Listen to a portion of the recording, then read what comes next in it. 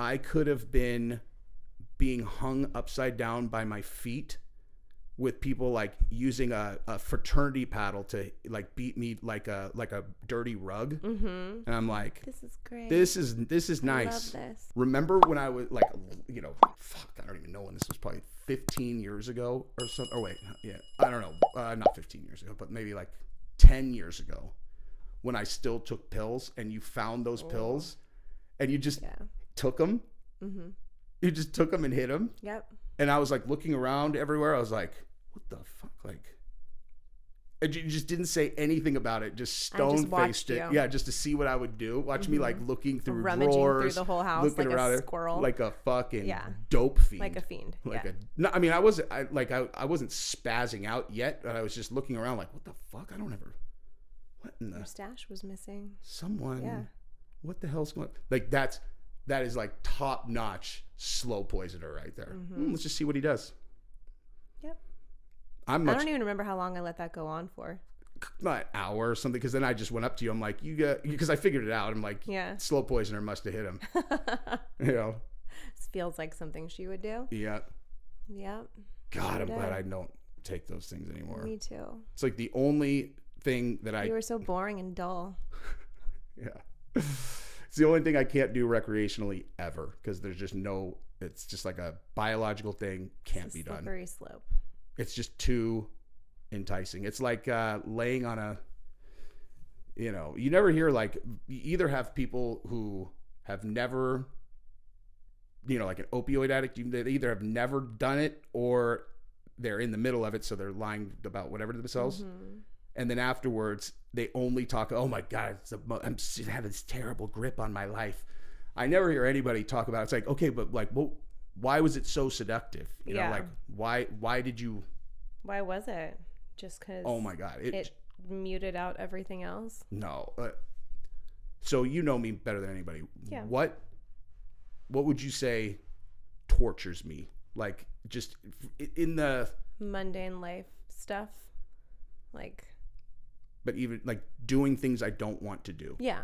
Right? Yeah. No matter what those things are. Whatever the thing is, yeah. And it made anything enjoyable. Is that what it was? I could have been being hung upside down by my feet with people like using a fraternity paddle to like beat me like a dirty rug. And I'm like, this is great. This is nice. I love this. This is nice. And then so like imagine things I actually liked doing, like chilling and watching a movie or whatever. It's just like, oh my God, this is the best thing ever. That's why I can't do them, is because it's like it's one of those, you just don't even want to remember what it's like, because it's like out of sight, out of mind. You don't even remember. When you get to a certain age, you're smart enough to know, like, that whole like that's just this good. One time. That's not a thing. That's not a thing. Dude. No. Yeah, I've always been impressed with your. I don't know. You've always kept everything together. You're an impressive specimen. Thank you. In all ways. What a nice thing to say. What would you attribute that to? I have no idea. I had a lot of responsibility at a young age, probably, and just had to get shit done, whether I wanted to or not. Like if I didn't do it, it didn't happen. And so I just learned to do stuff. I don't know. Like I mean, that's probably where it comes from. It's just the fact that my upbringing it had to be done. Yeah. Yeah. I mean, whenever I didn't have people to help me do stuff, I should say. Yeah.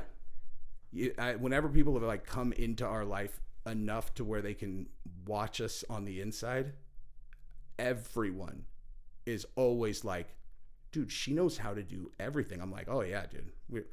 Somebody, if you just on the outside, you're like, look at this, look at just see.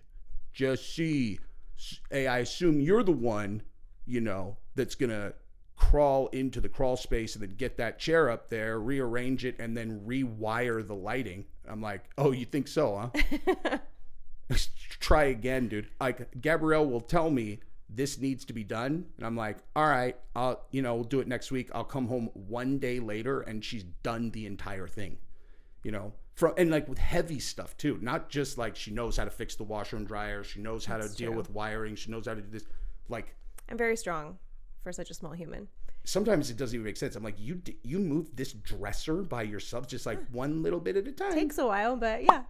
It's very impressive. Very impressive.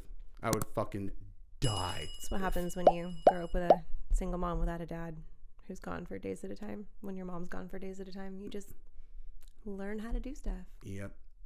Yeah, I know for sure that if something had ever, I mean, won't, but like if anything happened to where I lost you for any reason, that's the kind of thing that would just eat me alive from the inside out. That you wouldn't know how to do anything? No. I'm kidding. No, that I would be thinking about, okay, how am I going to find another girl to live my life with? To win me back. Oh my God. I'm obviously talking about after I had like chopped all my fingers off. Okay, like, good. Just making sure. Okay, go ahead. I'm talking like all options exhausted. And then it's like, okay, what am I going to, it's like, that's the kind of thing that I would think about. I would be looking at pictures and videos of you, remembering what it was like hanging out with you. And then also our sex life. And then on top of that, it would be like, okay, maybe there's a world where I could find someone like that. And then you throw all that in and I'd just be like, that would be the nail in just utter despair. The deepest That's so despair. Sweet. Thank you. What a lovely way to give me a compliment. Mm-hmm. That's kind of how I do. Yep. That's kind of how I do. I don't think most people actually have the experience of losing a thing in order to understand how much it means to them without having actually lost the thing. Right. Yeah, you do that in your brain. I do that a lot.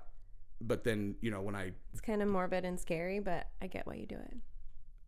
It just leads to gratitude. Yeah. That's all it is. Just makes you grateful for the things you have. Cause like you always hear that from people when I didn't understand what I had until I lost it. All right. Well, so that's simple. Think about it being gone. Or go do ibogaine and feel exactly what it feels like if it's gone. Yes. Yeah. I need water. I always think about that, what it would be like if you went and did a really heavy psychedelic. I'm not sure. It could go either way for you. Yeah. I don't really feel any need or want to, but it would be interesting because I know that you look at my brain and think that I'm like this neatly packed up and like I've taken my traumas and just tucked them in nice little chests and pushed them to the back and they're there and they don't really impact me day to day. I obviously have done that, but I don't know that doing something like that and opening the boxes would be as traumatic as you think it would be for me. I'm not saying it would be traumatic. I'm just saying why. If whatever you've done to make them not a negative impact on your life. Yeah. Like why shake that box, Well, there might be other boxes.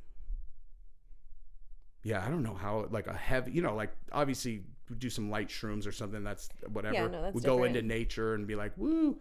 But like ayahuasca or ibogaine trip for you, especially ibogaine. Actually, I don't know. I've never done ayahuasca. But ibogaine is 100%. Every person who has ever done it has had the same experience. It is an experience that is solely about you. Like it is like the world opens up like this, and just you have this microscope. Not that's not even right either. It's like just telescope? This lens of some kind of scope. This is really who you are. Like this whatever you're telling yourself, this is who you really are. Huh. And it's like I think I like who I am. Yeah, you're awesome. Yeah, pretty pleased with myself. But I could imagine how that would be really difficult for someone who wasn't being like their true self, and but they've convinced themselves that they were. That would be kind of crazy.